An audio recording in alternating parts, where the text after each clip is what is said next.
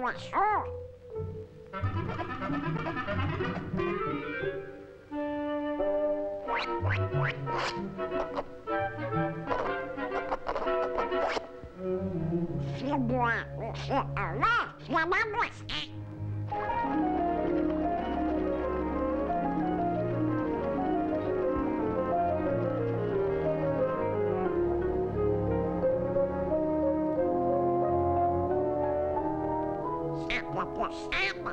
Racine carré Pi est égal à 3,141629653597477 etc. etc. etc.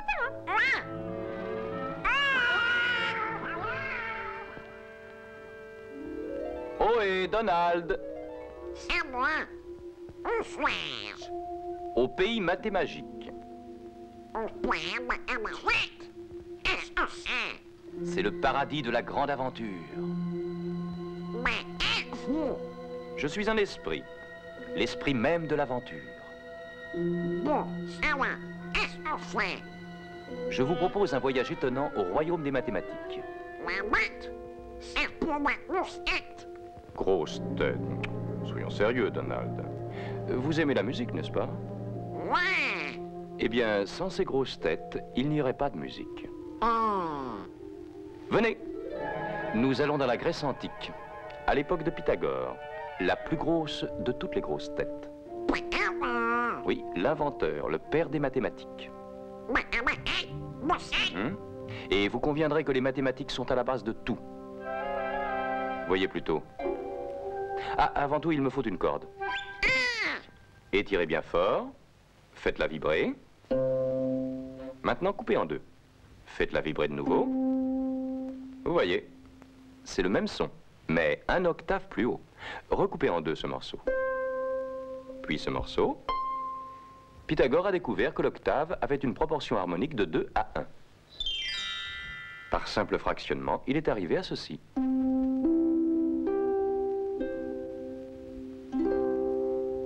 Partant de cette harmonie en chiffres, il a développé la gamme musicale que nous connaissons.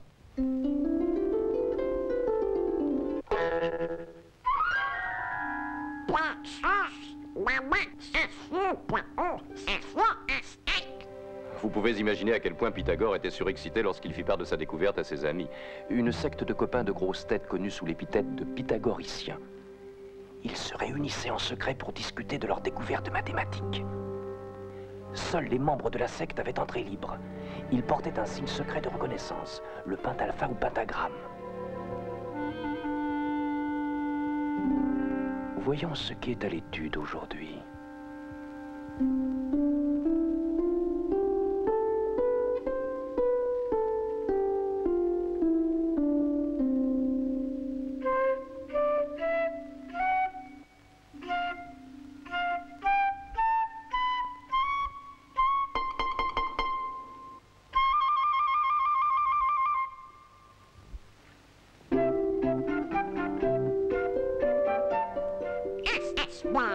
Chut, c'est une séance d'études.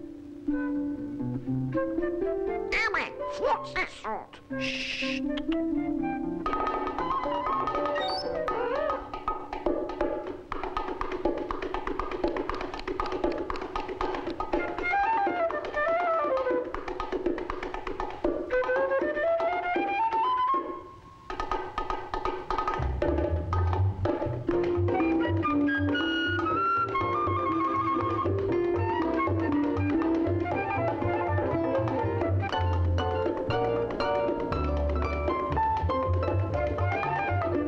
Et c'est ainsi que les disciples de Pythagore, ces maîtres S grosses têtes, sont à la base de notre musique moderne.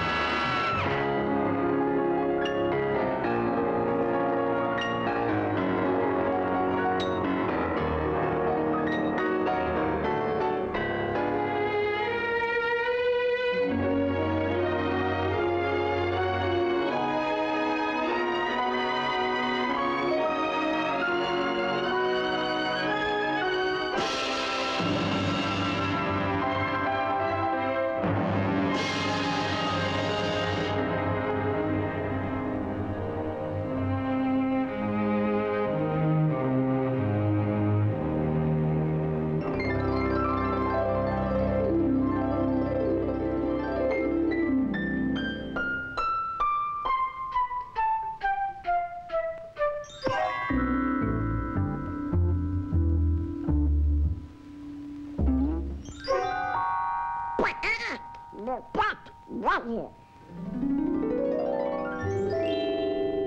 Sweat. Carré et pi.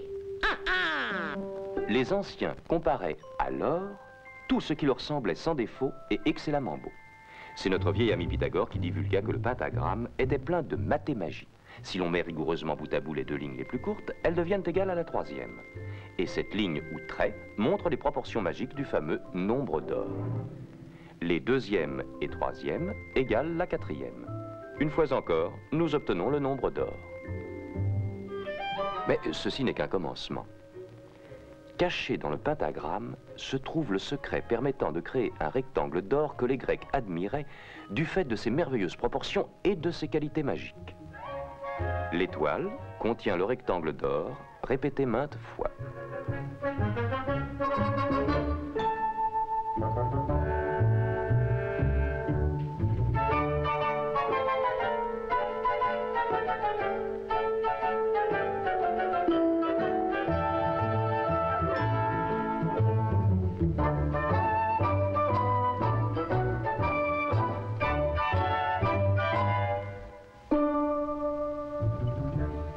C'est une figure uniforme remarquable qui peut mathématiquement se reproduire à l'infini.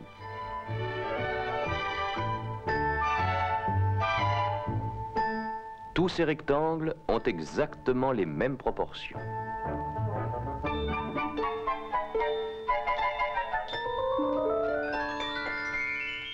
Cette figure contient également un hélicoïde magique qui répète à l'infini les proportions du nombre d'or.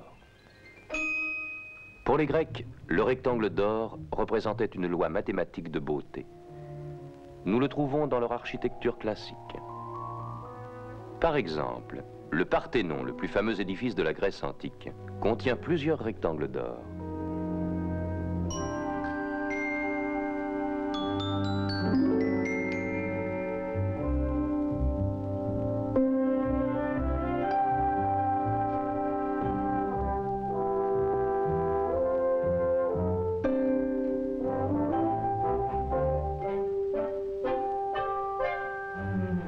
Ces mêmes proportions d'or se retrouvent aussi dans la sculpture grecque de l'Antiquité.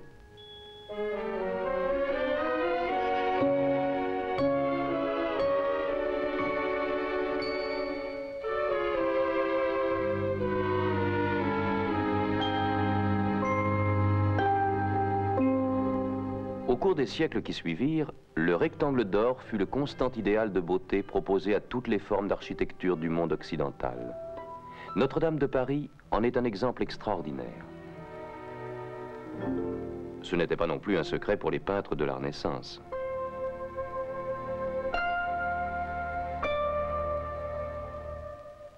Le rectangle d'or s'est imposé à notre monde moderne.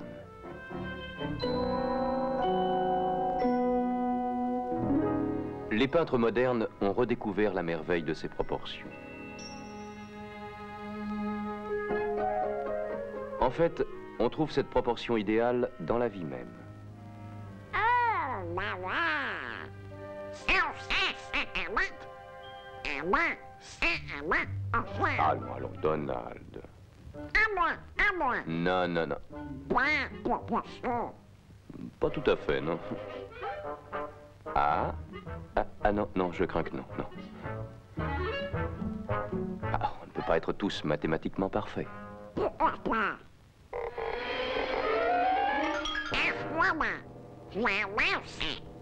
À présent que vous êtes empêtrés dans ce pentagone, voyons comment la nature utilise cette même forme mathématique.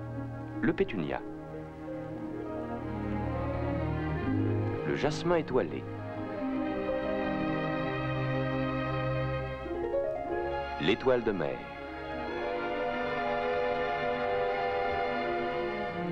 Quant à cette fleur, elle est tellement parfaite qu'on la croirait artificielle.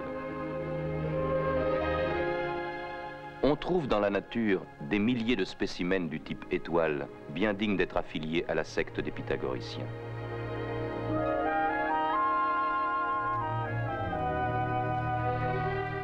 Dans ses œuvres, la nature suit résolument une logique toute mathématique, et le nombre des exemples qu'elle en donne est illimité.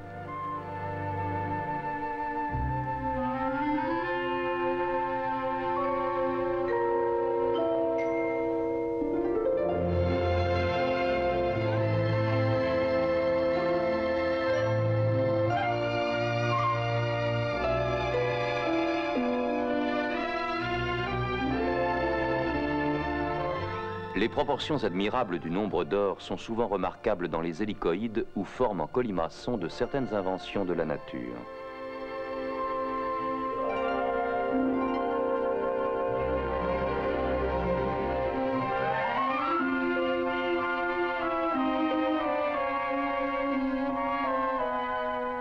La profusion des conformations du type mathématique nous amène à méditer profondément l'énoncé de Pythagore. Tout a été mis en place suivant un nombre et une forme purement mathématiques. Eh oui, on trouve les mathématiques dans la musique, dans la plupart des arts, dans presque tout. Et comme les Grecs l'avaient pressenti, les règles sont demeurées inchangées.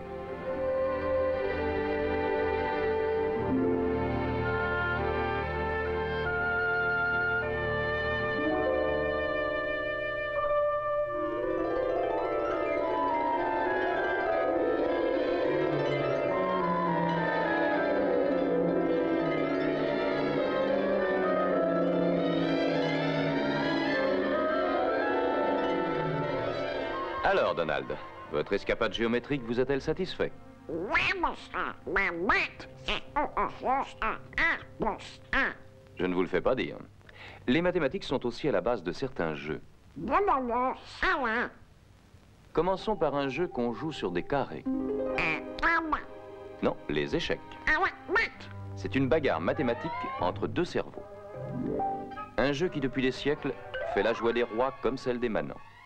N'oublions pas que Lewis Carroll, fameux mathématicien doublé d'un écrivain, employa un jeu d'échecs comme décor de son roman À travers le miroir. Rappelez-vous, Alice s'y trouva en face d'un groupe pas particulièrement amical et ne goûtant pas la plaisanterie. Par le ciel, qu'est-ce ci? Sur mon âme, serait-ce un pion paulmé? Peu me chaud qu'il soit Donald. Abracadabran. Ce pourrait être une Alice. Non et non, c'est un pion paulmé. Pion palmé? Arrêtez cette pôle. À moi.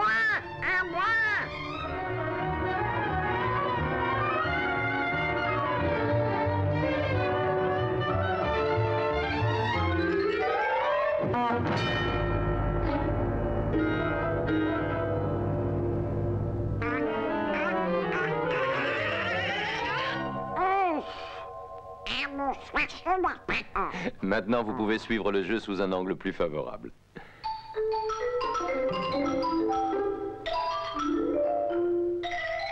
Le jeu d'échecs est fait de stratégies savamment calculées.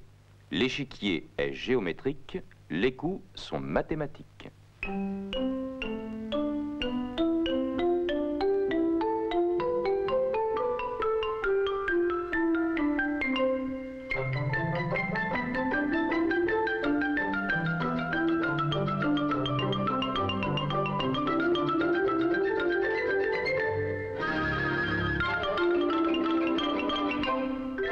Échec et mat. Tout est fini, n'en parlons plus. D'une manière générale, on peut dire que tous les jeux se jouent sur des surfaces géométriques. Un terrain de baseball est carré.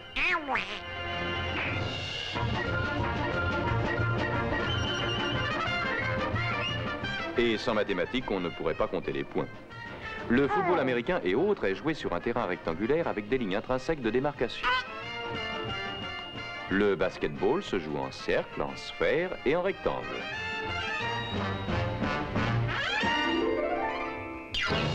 La marelle n'est que suite de figures à angle droit.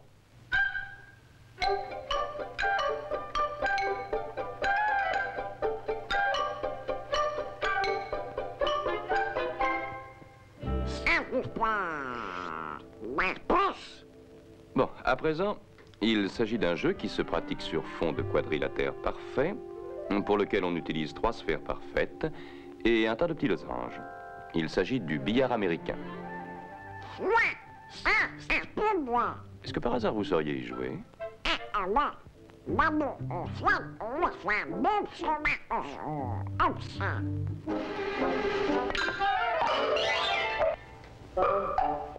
Voyons comment un as de billard fait marcher son cerveau quand il joue à 3 bandes. À 3 bandes, c'est le terme. Non seulement la bille doit cogner les 2 autres, mais en plus, il faut qu'elle touche 3 fois la bande avant de frapper la dernière des billes.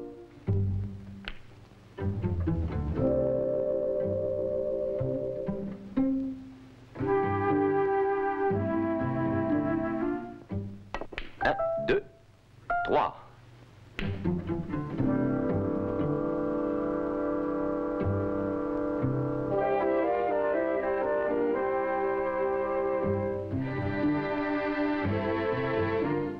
Un, 2, 3.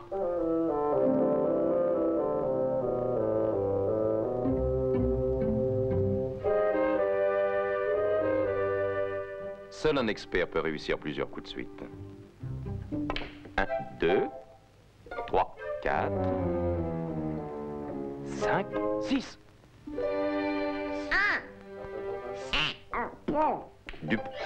De la chance? Pas du tout. Pure technique. Pour jouer comme ça, il faut savoir calculer tous les angles de tir.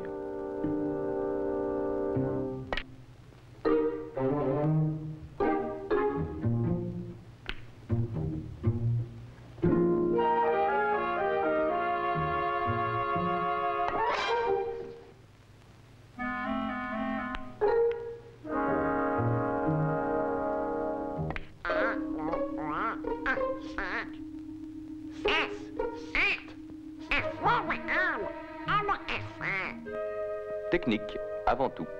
Il frappe sa bille en bas de sorte qu'elle tourbillonne et revienne en arrière. En frappant la bille du côté droit, elle filera le long de la bande. Oh, ça demande beaucoup de pratique. 1, 2,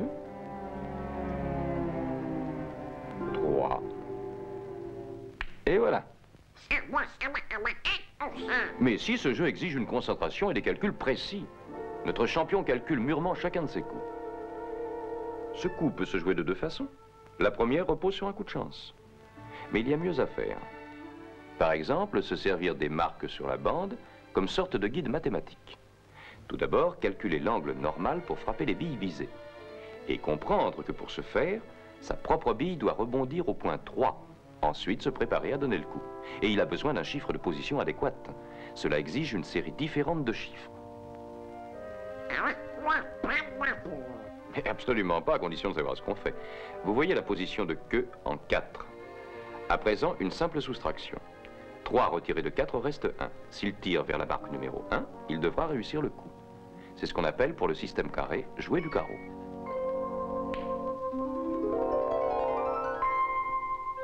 Angle naturel, 2. Cherchons la position de tir. 1,5, 2, 2,5, 3, 3,5. 2 retiré de 3,5 reste 1,5. Il faut donc tirer à mi-chemin entre le premier et le second losange.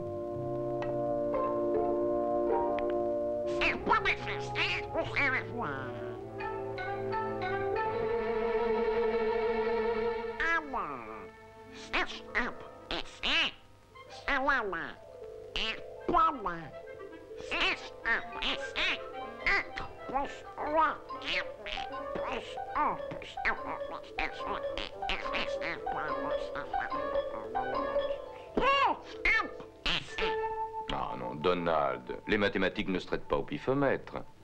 Ça n'est pas compliqué. L'angle naturel est 2. Position de tir, 3,5. 3,5 moins 2, combien cela fait-il?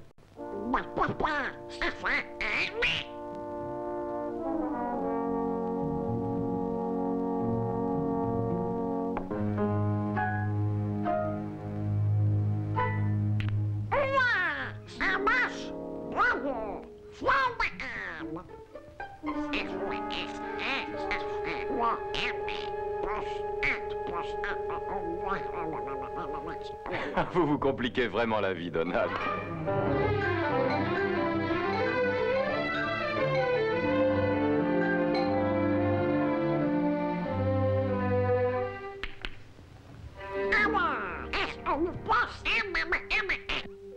Sensationnel, Donald. Êtes-vous prêt maintenant à participer au jeu le plus passionnant de tous? Ce jeu se discutera sur terrain spécial, celui de votre intellect. Oh, Oh, quelle horreur! Voyez l'état de votre esprit. Idées surannées, faux concepts, superstitions et j'en passe. Pagaille. Ah, il va nous falloir lessiver tout ça.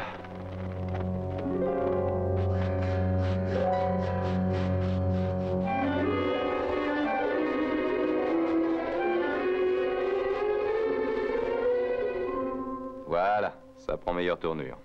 Un nettoyage maison, il n'y a que ça de vrai. Ce jeu est basé sur des cercles et des triangles.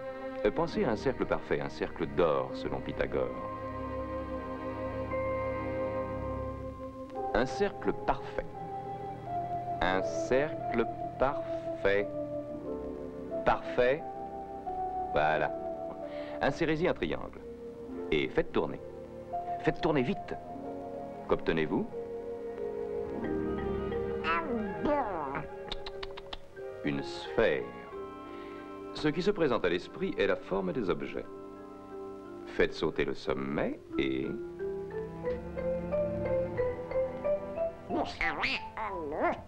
C'est exact. Une loupe. Un objectif est en somme une tranche de sphère. Tous les verres utilisés en optique sont fabriqués grâce à un processus rigoureusement mathématique. Les mathématiques sont mille autres choses qu'une suite de chiffres ou d'équations. Mais revenons à notre cercle et à notre triangle. Faites tourner. Nous obtenons quoi? La roue. Mais oui, la roue.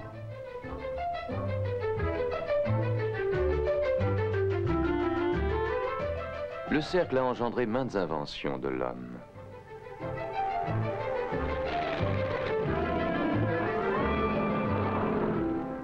L'esprit peut créer les choses les plus extraordinaires.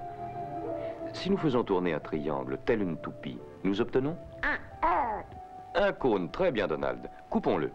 Le cône est littéralement bourré de formes aussi utiles que mathématiques. Coupons encore. Découpons-le encore. Les orbites de toutes les planètes, de tous les satellites, se trouvent dans le cône. Quelle que soit la manière dont vous le coupiez en tranches, vous restez dans le domaine des mathématiques. Cette tranche nous donnera le réflecteur d'un projecteur. Et celle-ci, l'objectif d'un télescope géant. Une ligne sur un cône nous donnera au choix soit une vrille, soit un ressort. Le ressort qui est à la base de maintes mécaniques.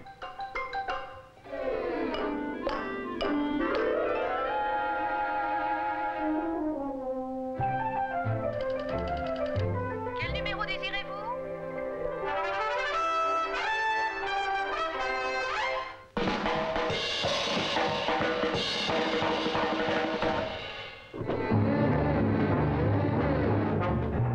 C'est l'intelligence qui engendre et engendrera chacune des réalisations scientifiques de l'homme.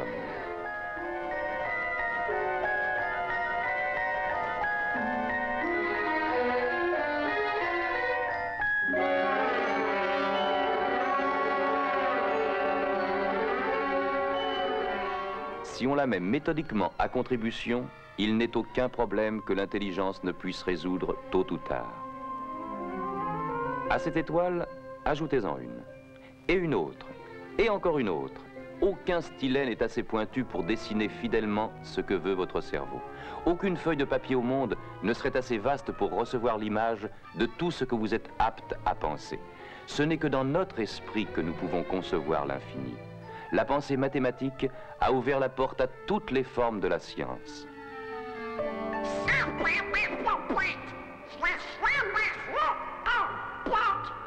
Chaque découverte en amène d'autres.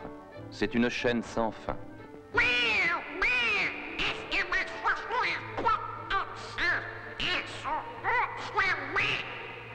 Et bien sûr qu'elles le sont. Ce sont les portes de l'avenir. La clé en est... Parfaitement. Les mathématiques, les trésors incommensurables de la science sont empilés derrière ces portes. En temps venu, elles seront ouvertes l'une après l'autre par l'esprit de recherche des générations à venir. Selon les paroles de Galilée, les mathématiques sont l'alphabet grâce auquel Dieu a créé l'univers.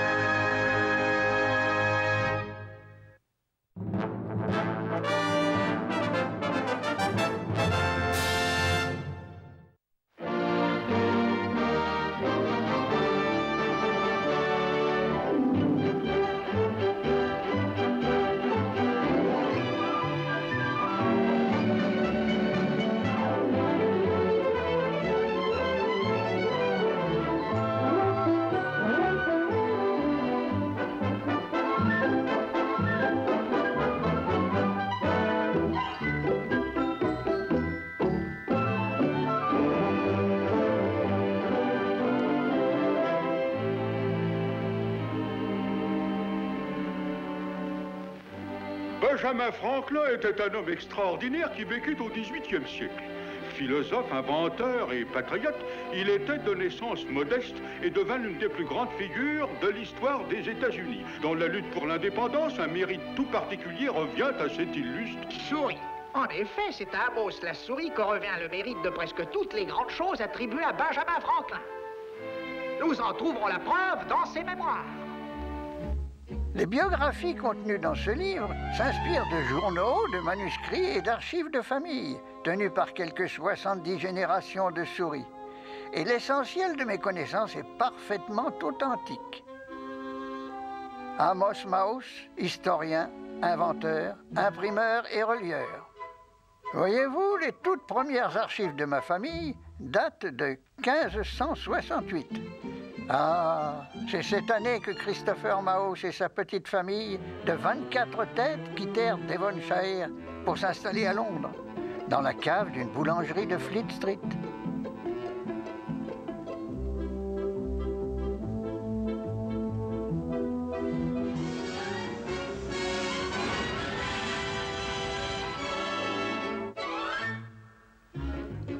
Hormis l'habituelle lutte pour nourrir et vêtir sa famille, rien de conséquent n'arriva avant 1573. Puis, par un jour brumeux de novembre, Aloysius, l'audacieux fils aîné, déclencha une excitation considérable en traversant la tumultueuse et perfide Tamise dans une tasse. Une odyssée maritime qui, à ce jour, n'a jamais été égalée par une souris. Oh, Aloysius. Aloysius était une souris peintre et un des membres les plus talentueux de notre famille. Il étudia sous la grande influence et sous le plancher de l'atelier du célèbre vieux maître, d'où il pouvait observer le moindre coup de pinceau de ce grand artiste. Avec le temps, Aloysius acquit une telle technique qu'il finit par surpasser son maître, bien qu'il ne devint jamais célèbre. Il saute aux yeux que les détails les plus précis de ce tableau n'ont pu être réalisés que par une souris. L'un de mes ancêtres les plus courageux et les plus importants fut mon arrière-grand-père, Jason Mouse, le grand défenseur des droits de la souris, au temps où le droit des souris était en grand danger. À l'aube du XVIIe siècle, la population des chats de Londres avait atteint des proportions alarmantes et les souris étaient menacées d'extinction.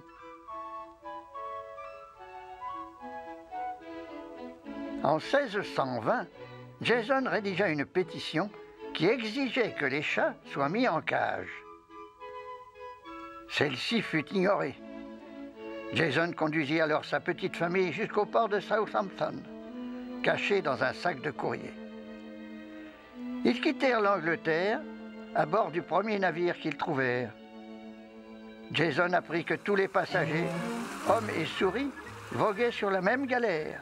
Ils fuyaient les persécutions et la tyrannie du vieux royaume.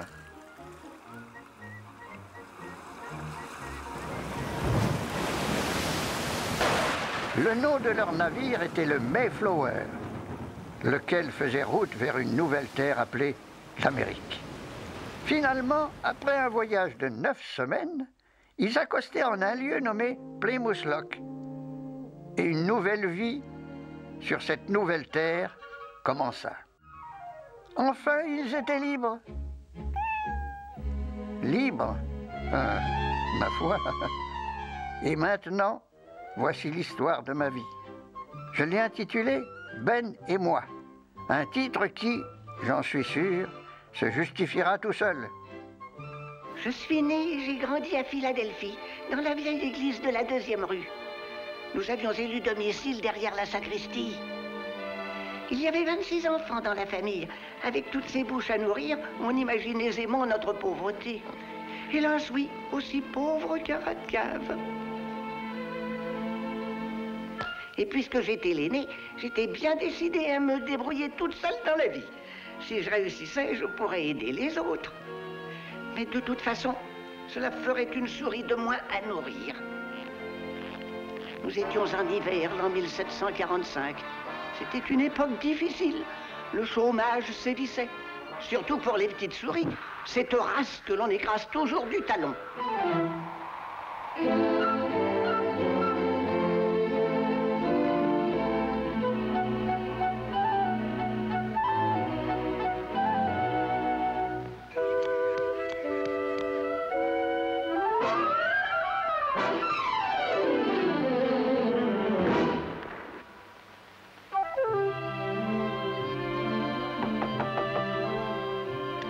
Bonjour, madame, vous n'auriez pas besoin d'une petite souris? Oh, mon Dieu! Ah! Au crépuscule, j'étais désespéré. J'étais sur le point de tout abandonner. Mon dernier espoir était une vieille échoppe qui se trouvait aux portes de la ville. Au-dessus de la porte, on lisait « Benjamin Franklin, imprimeur et relieur ». Peut-être pourrais-je trouver là un abri, ne serait-ce que pour la nuit. Avant de pénétrer dans des lieux étrangers, j'ai l'habitude de renifler. C'est une sage précaution.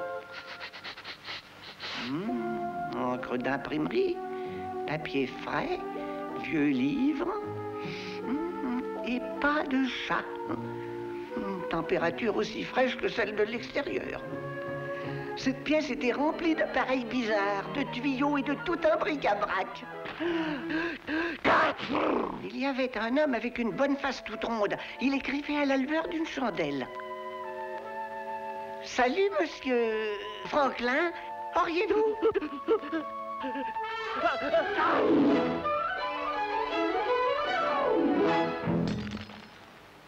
Oh mon Dieu, ce n'est pas possible. Mes dernières lunettes. Oh, malédiction. Dorénavant, je ne pourrai plus imprimer mon journal. Quelle bande de vautours. Les revoilà.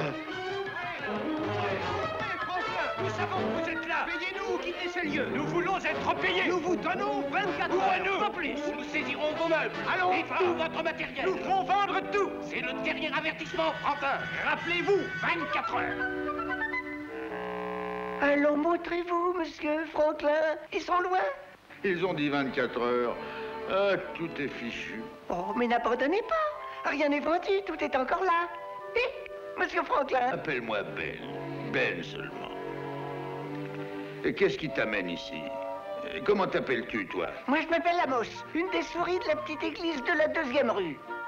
La première chose à faire est de chauffer cette pièce. Toute la chaleur s'en va par la cheminée. Comment veux-tu qu'on chauffe? Mettez le feu dans le milieu de la chambre. Oh, c'est ridicule. Tu veux tout faire flamber. Vous n'avez pas quelque chose à en faire pour faire du feu dedans? Dis donc, c'est peut-être bien une idée.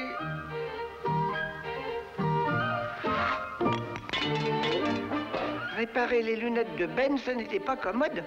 Les lunettes pour y voir de près et celles pour y voir de loin étaient brisées. Oh, il n'y avait qu'une solution. En faire une paire avec les deux.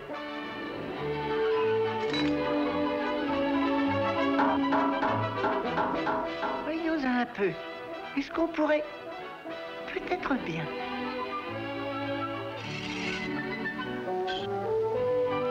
Oui.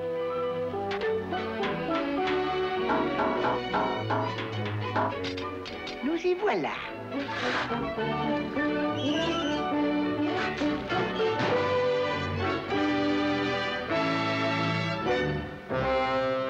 Amos, Amos, comment faire avec cette fumée? Bah, prenez un tuyau et reliez le poêle à la cheminée. J'avoue que le poêle ne ressemblait guère à un poêle, mais enfin ça... Ça marche, Amos, ça marche. Naturellement. Dis donc, je me demande si on ne pourrait pas vendre ce système. Ce serait le poêle de Franklin. Plus tard, peut-être Oui, que... peut-être plus tard, mais pour l'instant, Ben, essayez donc ça. On a du travail sur la planche. Oui. Bravo, bravo, bravo. Ah, ça ira? Oui, ça va. Mais Amos, c'est une riche idée. Des lunettes à double foyer. Oh, par Saint-Georges, bifocales. Dites, Ben, c'est ça votre journal? C'est l'almanach du pauvre Richard, Amos. Lever du soleil, 6h22. Coucher à 7h43. Marée haute, 4h20. Chat ganté n'attrape pas de souris. Ah, l'almanach de Richard est pauvre, en effet. Mais Amos considère que ces informations... Information? Ben, quand le soleil se lève, il se lève. Pourquoi l'imprimer? Mais qu'est-ce que tu suggères? Moi, je lui donnerai un autre nom qu'on lise rapidement. Disons, la Gazette de Pennsylvanie, voilà. Cela sonne bien. Et alors, en plus, vous raconterez tous les potins, les nouvelles fraîches, secouez les gens. Mais où trouver des nouvelles à cette Je vous en trouverai. Attendez jusqu'à ce que je revienne.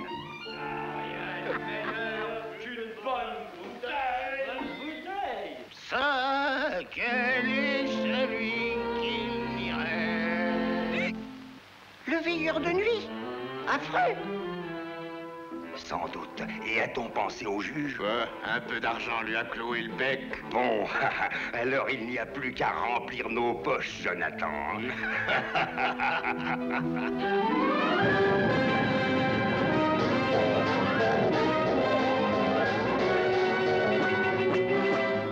Et c'est par suite de la carence de nos pompiers que le bâtiment s'en est allé en fumée. Les dommages sont estimés à 400 livres et 12 shillings et 6 pence. Notez, Ben? Oui, Amos. Allons à la presse. Encore un thé. Encore un thé. Et puis un E. Un E. Encore un A. Un A. Et puis un T. Un T. Et puis un S. Un S. Espace. Espace. Espace. Point virgule. Point virgule. Espace. Espace. En majuscule. En majuscule. Et puis un O. Et puis un O. Et puis un E. Encore un E. Espace. Espace. Encore un E. Et puis un A.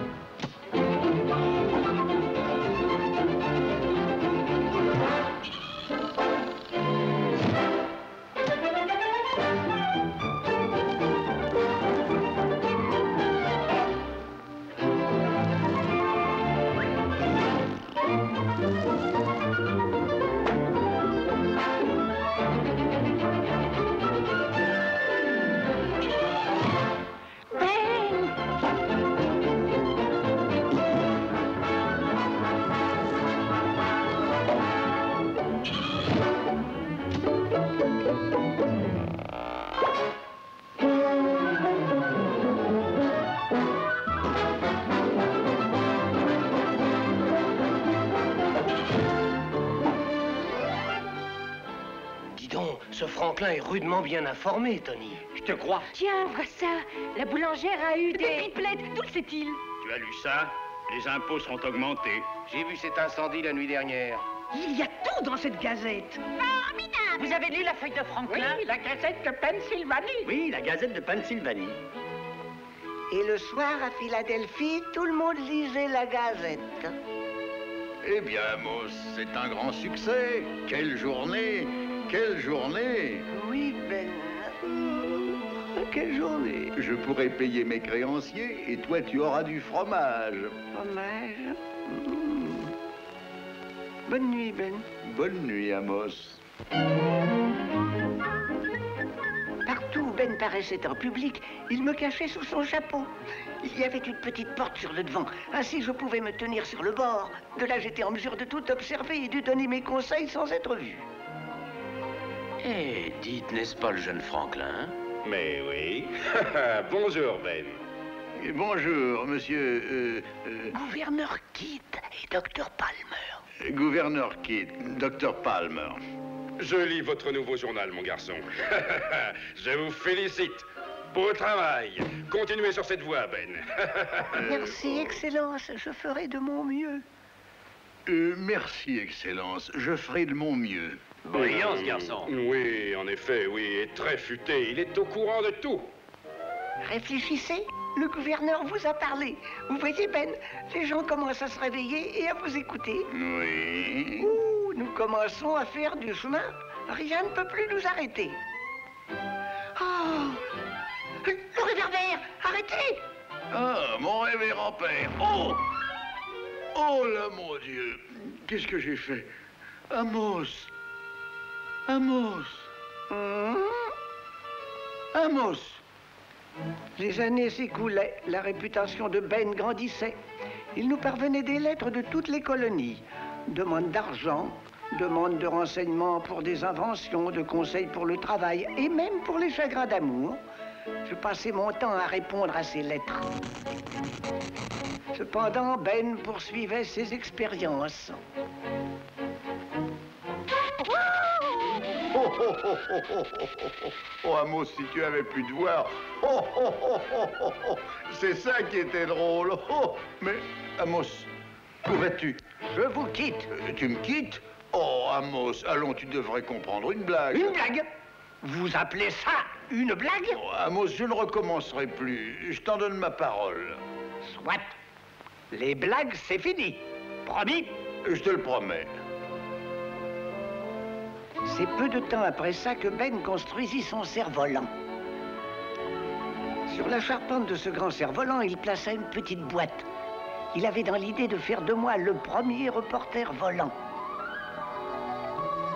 J'étais si émerveillé du spectacle qui se déroulait sous mes yeux que je n'avais pas remarqué une petite tige de fer pointu fixée au cerf-volant juste au-dessus de ma tête. J'étais la victime d'un complot.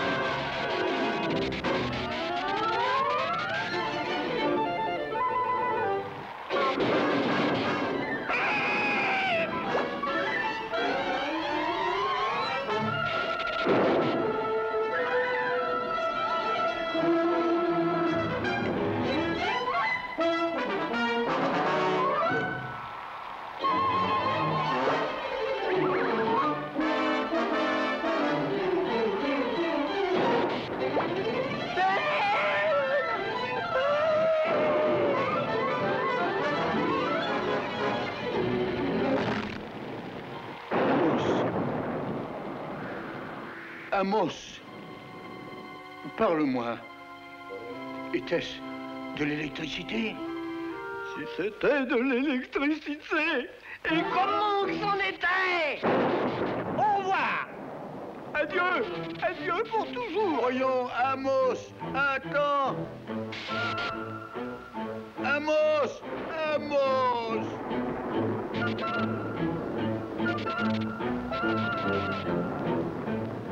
C'est ainsi que j'ai quitté Ben. Je suis retourné dans ma famille, dans la vieille église, derrière la sacristie, dans notre coin favori. Les années qui suivirent furent des années troublées.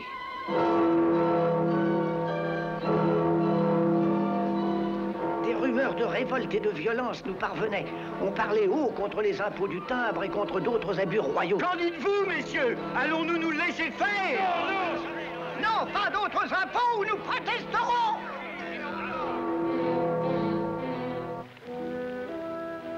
C'est durant cette crise que Ben fut choisi pour aller soumettre nos doléances au roi d'Angleterre. Et tout le monde attendait anxieusement son retour.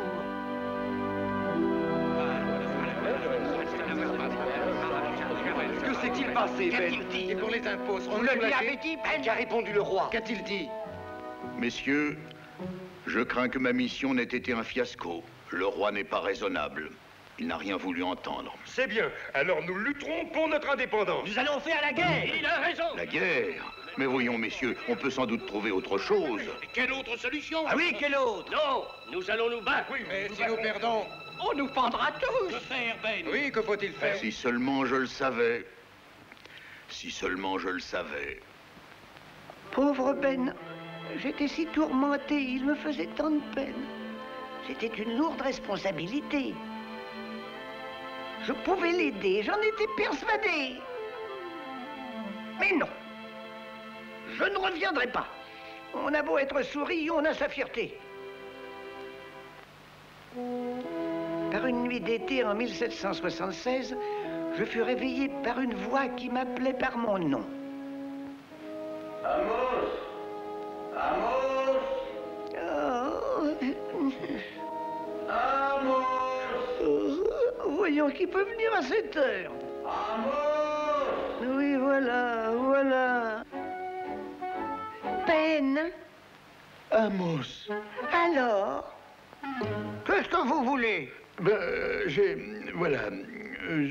Je suis venu te dire. Oh, Amos, reviens, je t'en prie, reviens. Il n'en est pas question. Je t'en prie, Amos, pense à ta patrie. Ma patrie? Oui, Amos, il faut prendre des décisions importantes. Je le sais, Ben, je suis déjà au courant. J'ai tant besoin de toi. Amos, dis que tu reviendras. Ou j'y mets des conditions. Oui, Amos, oui. Je rédige un compromis et vous le signerez. Je le signerai, Amos, je le signerai, je le jure. Parfait. Je vous en soumettrai les termes avant toute chose demain. Et partout. Et en tout. Partout, en tout. Il y a bien trop de tout là-dedans. Nous nous serons tolérés. Oui, c'est ça, très bien, tolérés. Ainsi, sous toutes ces conditions, absolues et même obligatoires. Bon, parfait, ça, obligatoire.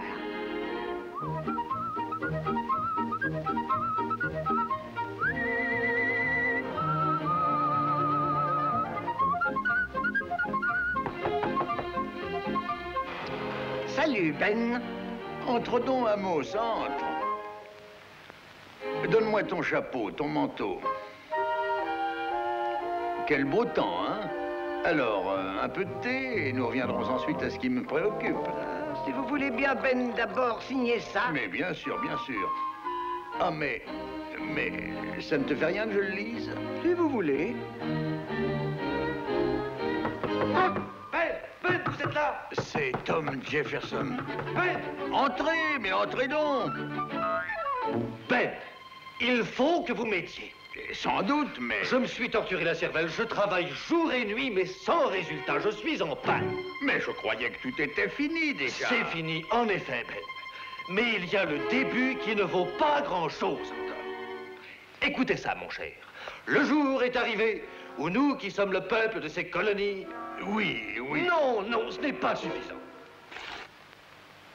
Que pensez-vous de ça? Le temps vient où nous tous qui sommes le peuple. Eh bien, mon Dieu... Non, ce n'est pas assez fort. Le temps vient enfin où nous qui sommes le peuple, nous pouvons... Oh, vous voyez ce que je veux dire, Ben. Oh, si je savais trouver les mots. Psst, Ben, vous pensez à notre contrat? Non, Amos, tout à l'heure. Si, tout de suite ou je pars maintenant. Ça va, Amos, ça va. Quand, dans le cours des événements humains, il devient nécessaire... Ben, vous y êtes. Quand, dans le cours des événements humains, il devient enfin nécessaire pour un peuple de dissoudre les liens politiques qui l'attachaient à un autre peuple et d'assumer, parmi les puissants de la Terre, des responsabilités équitables et distinctes et de fixer les lois de la nature, et pour la défense de cette déclaration, avec une ferme confiance en la protection de la divine providence, nous mettons en commun les uns et les autres nos vies, notre fortune et notre honneur sacré. Le 4 juillet 1776, la déclaration d'indépendance était adoptée par le Congrès et j'étais très fier de la petite part que j'avais prise à la rédaction de ce document historique. Et nous voilà aujourd'hui tous réunis, tous pleins de respect envers... Benjamin Franklin, car il fut vraiment l'une des plus belles figures de l'histoire des États-Unis d'Amérique.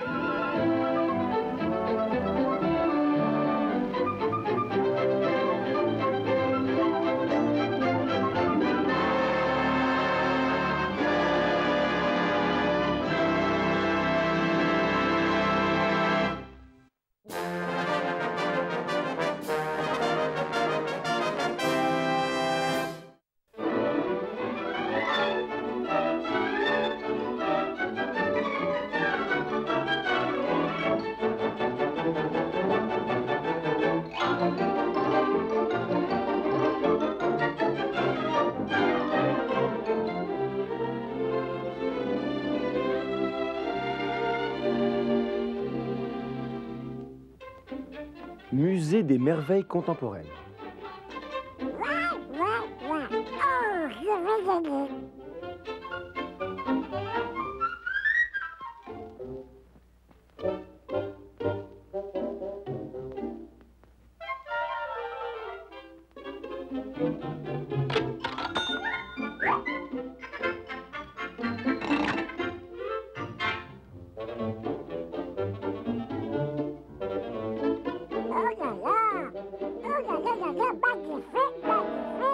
Bonjour, monsieur. Qui êtes-vous? Je suis le robot Banco, monsieur. Ah oui, je vois. Votre chapeau, monsieur.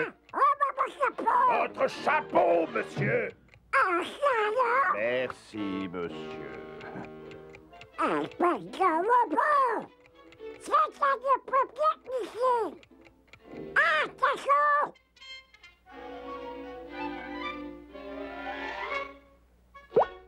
J'étais où, hein? Voilà, oh, c'est beau. Oh, mais là, j'adore cet endroit, c'est magnifique. Oh, regarde-moi cette chambre. Tiens, oh là là. Oh, super!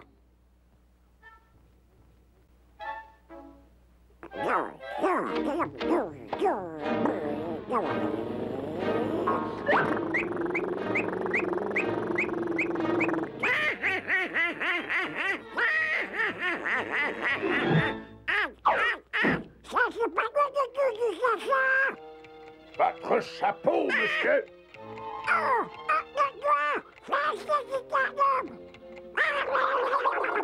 Ah, un poste de robot.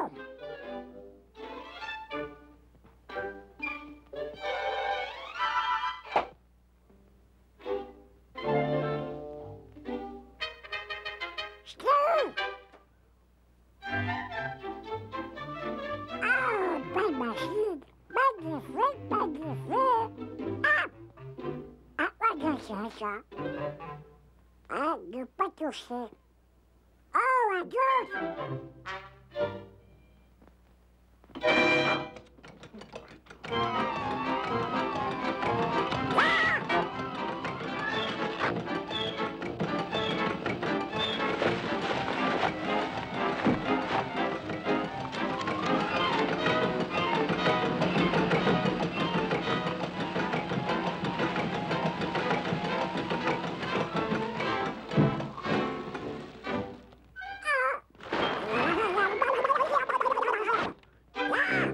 Votre chapeau, monsieur.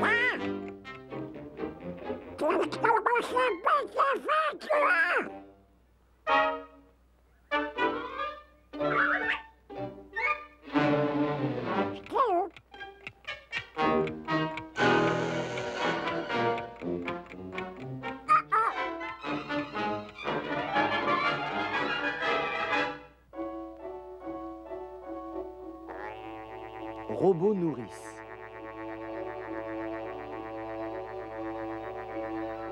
Oh, j'ai bien ici, hein.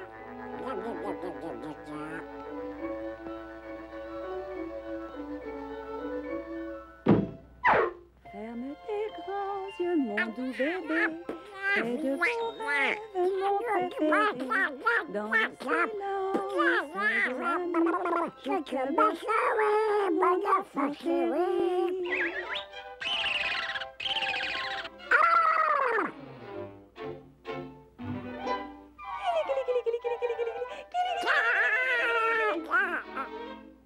ce petit gros doigt va au marché, ce petit gros doigt reste à la maison, et ce petit gros doigt, il fait ce qu'il veut.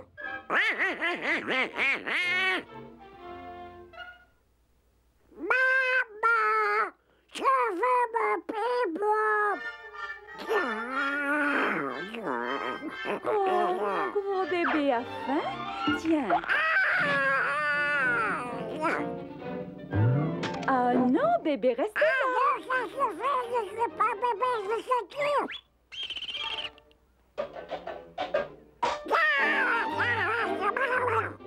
Oh, bébé en veut encore.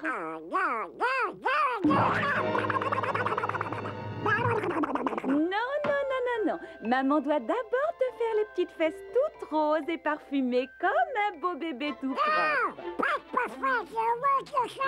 Et voilà, mon amour joli. Un beau bébé tout neuf pour la nuit.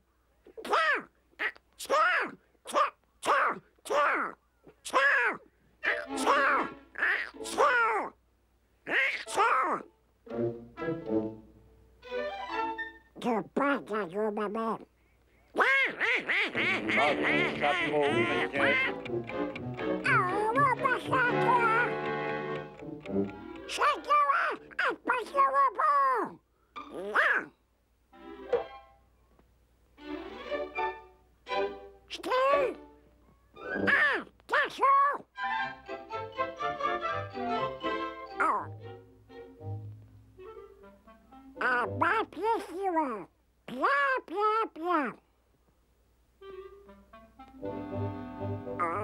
Je vois pas comment ça marche.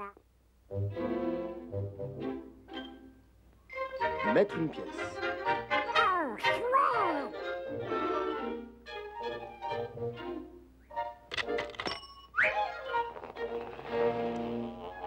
Bienvenue à votre service, monsieur. Je suis à vous.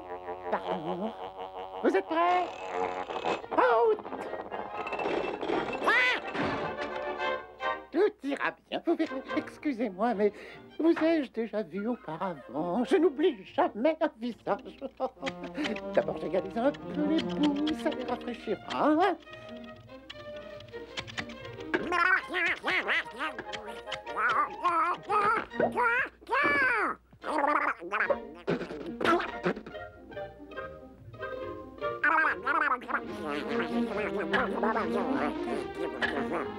Oh, vous avez un léger épi au sommet, monsieur. Faudra y faire attention, hein. Et maintenant, la serviette chaude. Ah, ça me rappelle une petite histoire fait à mourir de rire. Oh, c'était peut-être un peu chaud.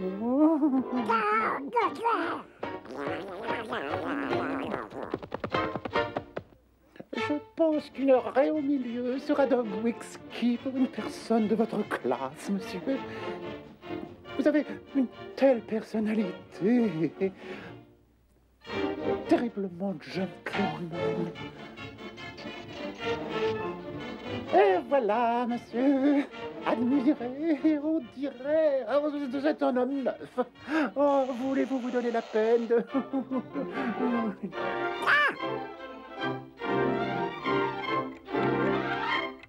Notre chapeau, monsieur.